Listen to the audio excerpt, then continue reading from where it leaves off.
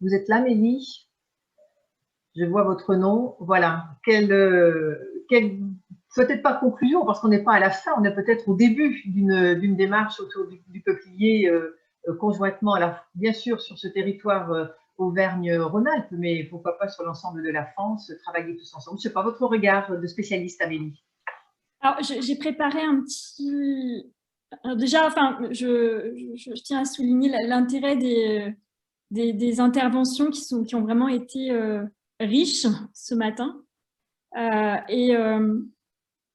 Je voulais vous partager donc, ce que j'ai préparé en vous écoutant finalement.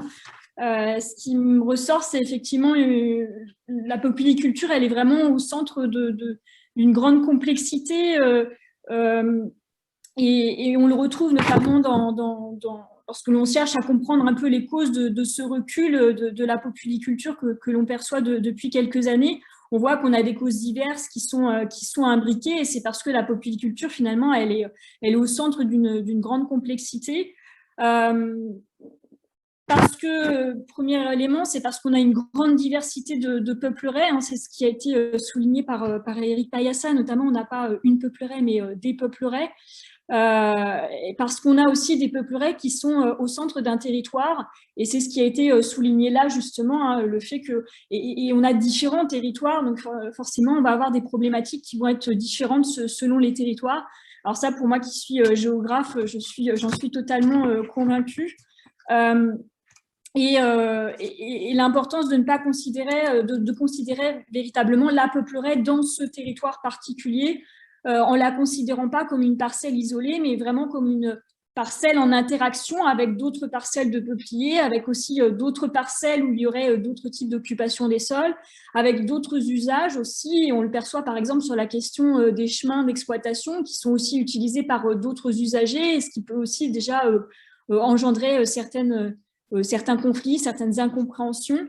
On a des peupleraies qui, au final, sont au centre d'enjeux variés et d'enjeux qu'on tente de croiser, qu'on a tenté de croiser au cours de cette matinée. Et je pense que tout est un peu ressorti. Et finalement, ces peupleraies, on le voit qu'elles se caractérisent par leur diversité. Elles apparaissent au centre de ce schéma, il me semble, et de ces différents enjeux. On a différents types de peupleraies au regard de leurs caractéristiques propres, hein, comme l'a souligné Éric Payassa, parce qu'on n'a pas les mêmes cultivars, on n'a pas les mêmes stations, d'où l'importance de prendre en compte le contexte géographique, de prendre en compte aussi l'histoire de la parcelle, ce qui aura aussi des interactions différentes avec les différents éléments. Il y a aussi différentes pratiques. On n'a pas, si on a différentes peupleraies, c'est aussi qu'on a différents populiculteurs. Ça, c'est ce qui vient d'être souligné et il me semble important effectivement de le prendre en compte. Donc, on a vraiment une grande complexité déjà qui concerne juste la peupleraie en tant que telle. Et cette complexité, elle va s'agrandir en prenant en compte les différents enjeux autour duquel elle se retrouve, parce que cette peupleraie, elle s'inscrit sur un territoire, elle est aussi au centre d'interaction avec l'environnement, l'économie, la réglementation, la société. Et en fait, ces différents éléments, eh bien, c'est ce qui caractérise le développement durable. Et la peupleraie, aujourd'hui, elle est finalement à la croisée de ces différents enjeux, à la croisée d'enjeux de durabilité. Alors, c'est la question de l'environnement qui amène à questionner la biodiversité qui est végétale, on l'a vu avec Yann Dumas, mais qui peut être aussi une biodiversité animale. C'est aussi prendre en compte les questions d'eau, les questions de sol. Et donc, c'est un point important à prendre en compte, et c'est ce qui est ressorti dans les différentes interventions qu'on a pu avoir.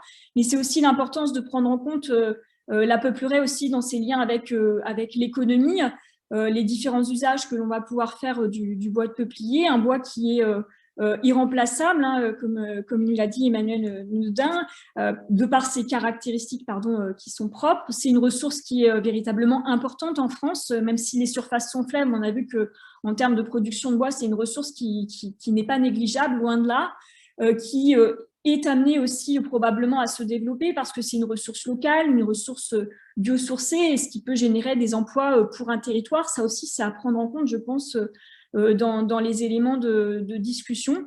La peupleraie, c'est aussi au centre d'enjeux de réglementation, la réglementation qui peut engendrer des contraintes dans les pratiques, c'est aussi les impôts qui vont être liés, qui est rattachés à la polyculture, mais ça peut être aussi des aides qui vont pouvoir être apportées pour redévelopper la polyculture.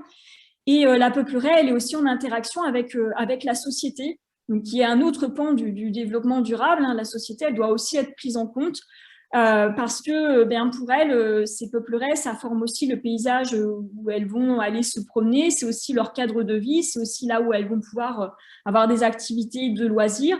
Et par opposition, c'est aussi, par opposition, non, ça devrait être lié, mais c'est aussi une source, un lieu de ressources en bois, et on l'a souligné qu'il y avait une déconnexion entre ces deux usages qu'il peut y avoir de la société des peupleraies, finalement, entre un espace de vie, mais en même temps un espace où on va pouvoir y puiser des ressources en bois.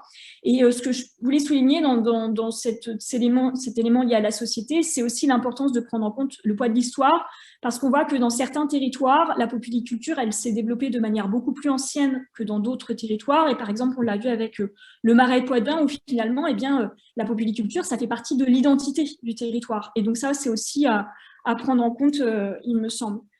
Et donc, à travers ça, on voit qu'on a des enjeux qui sont finalement multiples. La peuplerie, elle est à la croisée de tous ces enjeux qu'on a essayé d'aborder ce matin, à la fois environnementaux, économiques, sociétaux et réglementaires. La peuplerie, si je reviens un peu sur l'élément de départ, ma question de départ qui était posée par Paul Arnoux, cette question des passions. Si finalement on a la polyculture qui est au centre de ces passions, c'est parce que ces différents enjeux, ils ont fait qu'il y a une certaines oppositions portées contre la polyculture, et c'est peut-être aussi ce qui a engendré ces passions, parce que ceux qui pratiquent aujourd'hui la polyculture, ce sont véritablement des personnes qui le font par passion.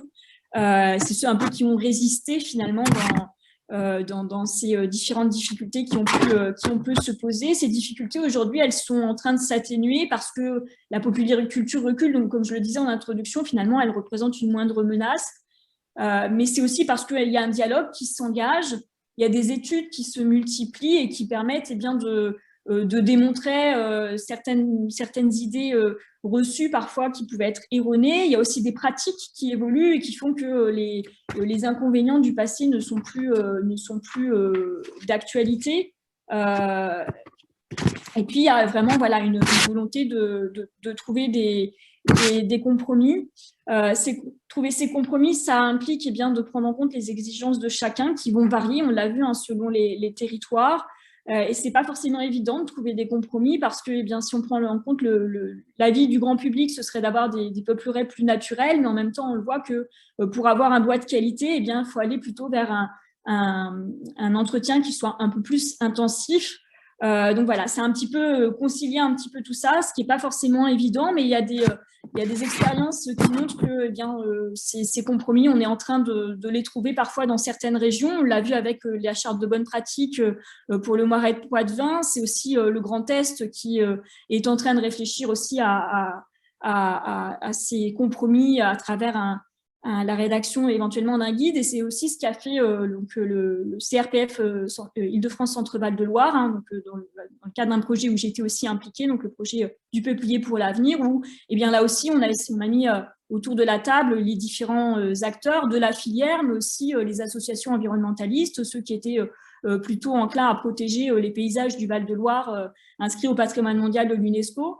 Voilà, c'est essayer de mettre tout le monde autour de la table pour petit à petit essayer de trouver des compromis. Et effectivement, trouver ces compromis, ça peut être aussi pour participer à une filière qui soit, une polyculture qui soit plus durable, et cela peut passer effectivement par des aides. C'est ce que l'on a fait en région dans le Val-de-Loire, c'est ce qui se fait aussi dans le Grand Est visiblement. Et donc ça peut être aussi un moyen de redynamiser la filière et de la redynamiser vers plus de durabilité. Ce qui ressort comme élément important, il me semble, c'est de communiquer. Je pense que c'est un point qui a été longuement souligné. C'est aussi considérer qu'on ne va pas mettre de la polyculture, des peupleraies partout. Ça a été souligné par plusieurs intervenants, notamment par Emmanuel Nodin. Effectivement, il ne s'agit pas de mettre des peupliers partout, mais de trouver les meilleurs endroits pour maintenir cette populiculture. Peut-être que c'est aussi diversifier les cultivars, on en a parlé, diversifier aussi les formes avec les linéaires, l'agroforesterie qui a été abordée à plusieurs reprises. Et puis, c'est aussi des efforts sur développer les filières de transformation. Ça aussi, c'est des enjeux de territoire. Hein. Ce n'est pas simplement les populiculteurs, mais c'est l'ensemble de la filière qui doit s'impliquer. Et c'est aussi, ça peut aussi passer par des partenariats peut-être, comme ceux qui sont déjà actuellement mis en place parfois entre populiculteurs et puis industriels. Donc voilà, pas mal de pistes pour… voilà. Merci à Amélie Robert, et on garde bien cette slide parce qu'elle résume bien tout ce que vous venez de dire et tout ce qui a été dit durant cette matinée.